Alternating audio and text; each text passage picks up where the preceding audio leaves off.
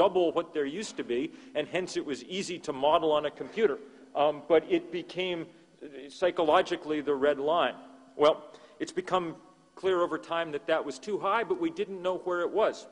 When the Arctic melted, the scientists went back to work, led probably most importantly by the world's greatest climatologist, Jim Hansen at NASA in the United States, who said in the American Geophysical Union last December, and then in a series of papers published this year with a number of colleagues, that the correct number, the maximum value for CO2 in the atmosphere compatible with human civilization and indeed with life on Earth as we know it, is 350 parts per million CO2, okay? 350.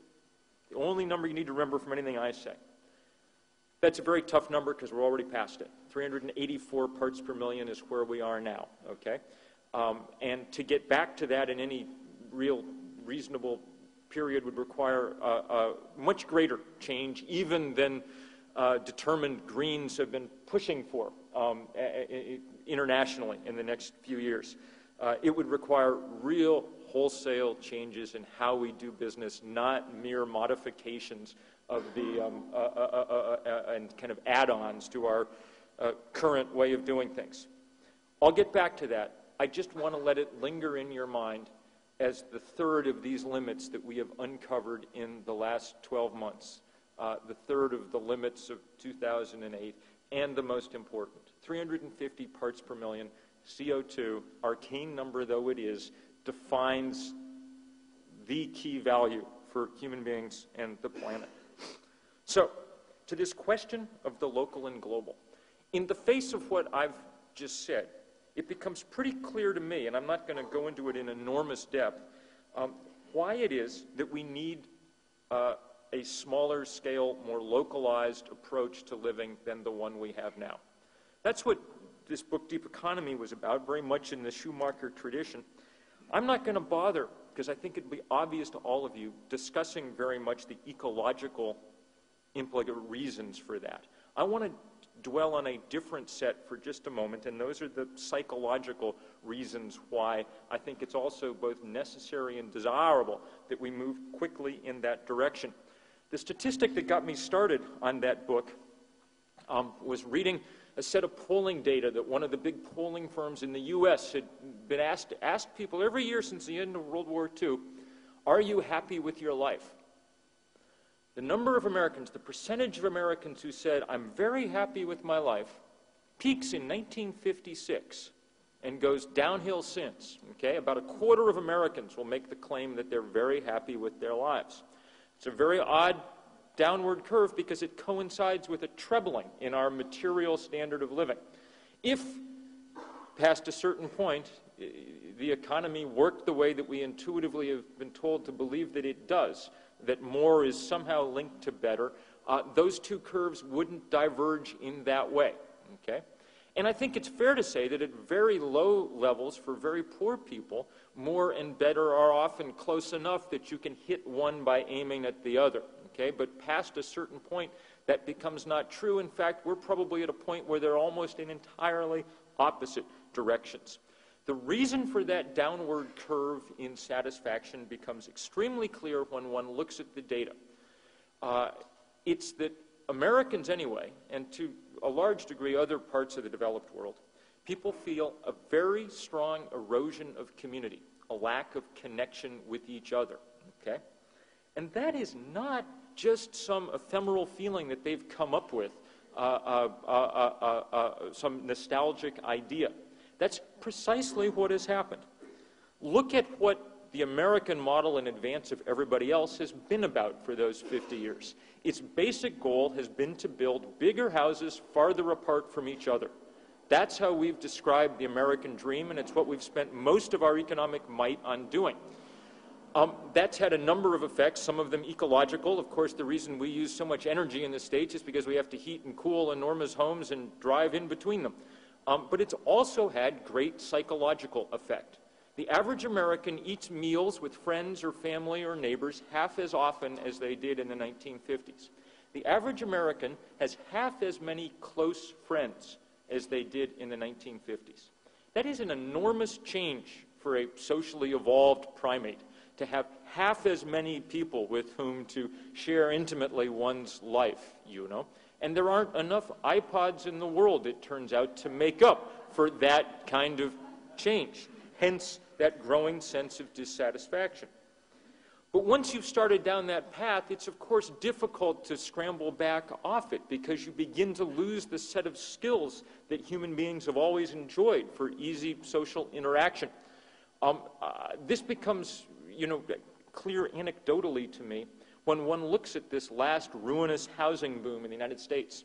About 18 months ago, a reporter for the New York Times asked, you may not have these dwellings here, but asked the interesting question for Americans: what's actually in all these houses, the size of junior high schools, that keep appearing on the landscape? And the answer, it turned out, for much of the upscale housing built in this last ruinous boom was that they were coming with dual master bedrooms, okay?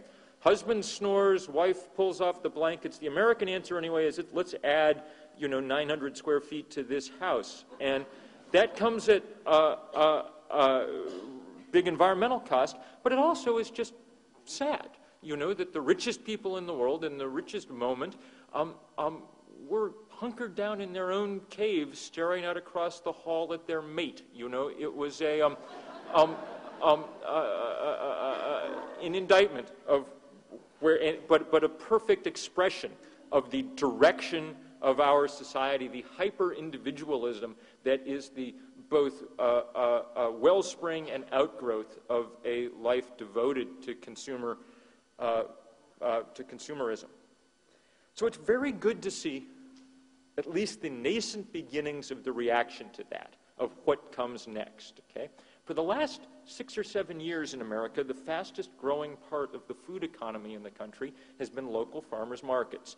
Their numbers have doubled and then doubled again. Sales have been growing 12 or 15% a year, okay? That's good news, not only ecologically. I won't bother to prove to you the obvious, that it makes more sense to send your tomato 5 miles than 5,000, It saves you the trouble of having to marinate it in crude oil, essentially, before you eat it. But more to the point, I think, for me, the farmer's market and all the things like it that we're beginning to see again are different social experiences than that which they replace. A few years ago, a pair of sociologists followed shoppers, first around the supermarket, then around the farmer's market. You all been to the supermarket? You know how it works? You walk in, you fall into a light fluorescent trance, you visit the Stations of the Cross around the market, you emerge somehow with the same basket full of items that you had the week before, you maybe discuss paper bag, plastic bag at the checkout, at least in the States, that's what we do. That's it. When they followed people around the farmer's market, they found that they were having, on average, 10 times as many conversations per visit as people at the supermarket. It wasn't a different means of acquiring calories. It was a different social experience, much richer, much deeper, and what people were consuming was as much the community as the tomato, okay? And of course we like it. At least in the States, we now congratulate ourselves all the time on this chic new thing, the farmer's market, that we've come up with. But of course, this is how all human beings shopped for food until 50 years ago, from the dawn of agriculture, and it's how 80% of the world still does. Of course we like it. We are not that many generations removed from the great primates sitting on the ground happily all day grooming each other, We like to be in touch with each other. I could make that same argument with plenty of examples, not just for food, but for energy, for culture, for all the other ways in which we're beginning at least to explore the new, old world of the local and the small, and they're all wonderful. But I'm not going to make any more of those today. I'm going to go back and make the other case that much as it would be wonderful to do so, we can't only fixate at this point on the pleasures of building that new world. We have to deal with the hangovers from the old world that we've been living in, and we have to deal with them fast. As I say, I'd much rather deal only with that future. Frankly, though it's very beautiful to be here in Bristol, I'd much rather be home in Vermont, in the mountains where I live, in my community that I greatly love. But there are two powerful reasons why we have no choice but to deal with the world, the global scale as well right